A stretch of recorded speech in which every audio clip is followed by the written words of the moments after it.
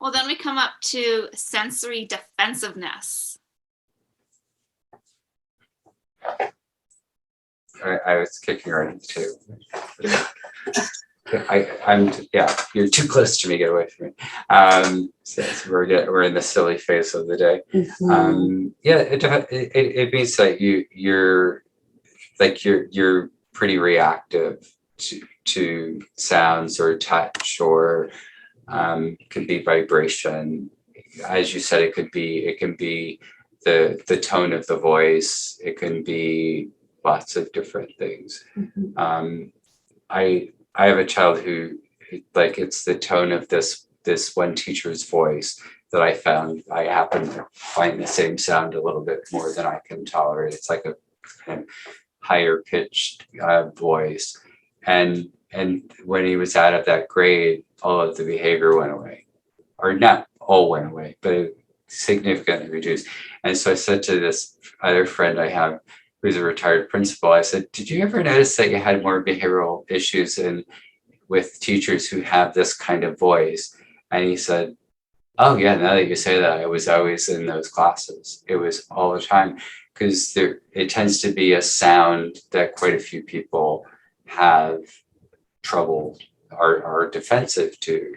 And it's funny that some of these people don't figure that out, because, like, if you just change the tone a little bit, I have to change my tone sometimes because there are kids that don't like the deep lower voices. So I talk more like, Mickey Mouse for the whole session. And it's figuring out, like, that the child is really finding the need to defend themselves from this.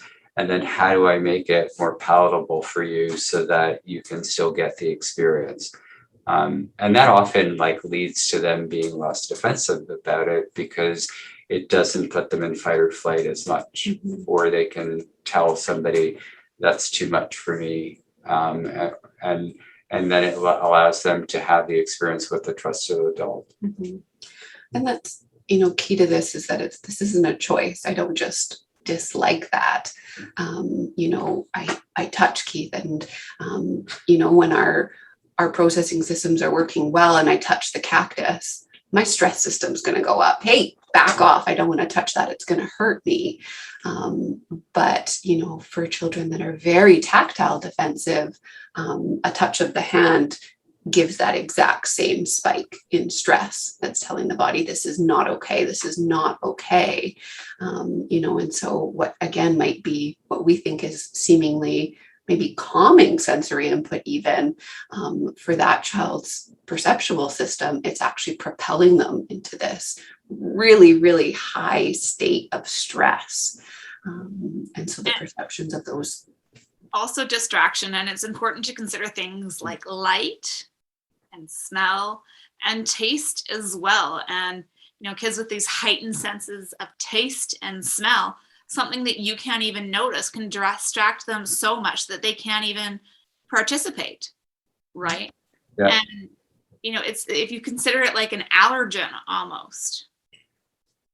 Yeah. And the smell one is very challenging for people to notice that it is an issue.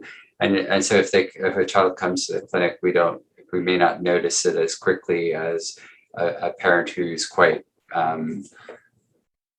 just aware. It's one of the ones that comes up a bit less. I think it's out there because it's definitely related to taste as well.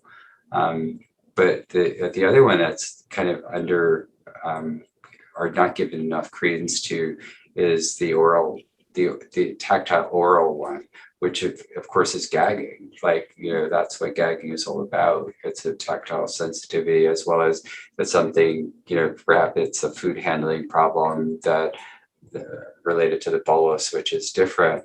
But just like there are kids I've seen where you go in more than a centimeter inside of their mouth and they start gagging. Mm-hmm. And it's quite challenging, because when we get them when they're later, there's all of these other layers on top of it. And of course, who wouldn't be freaked out about, this all being upset all the time? it's like you need it for eating, breathing, talking, probably a few other things, but it's really quite intense. Yeah, and I guess this is a PSA to teachers when they're looking at children's lunches and they have sensory processing issues, or you're aware of this. Don't be critical in talking about a balanced diet. If this is something that the child eats, Yes. the parents are likely trying to get them to eat more, but they're trying to send them to school and experience success with eating instead of trying causing more damage and introduce things in an uncontrolled setting where they can't have the support they need.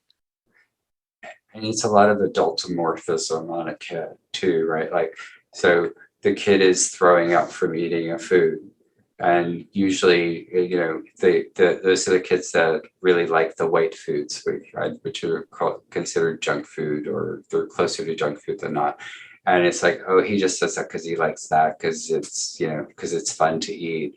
And you're like, oh, I don't know whether, if I didn't want to eat that, I would choose to throw up or gag that much that's happening in order to not eat something.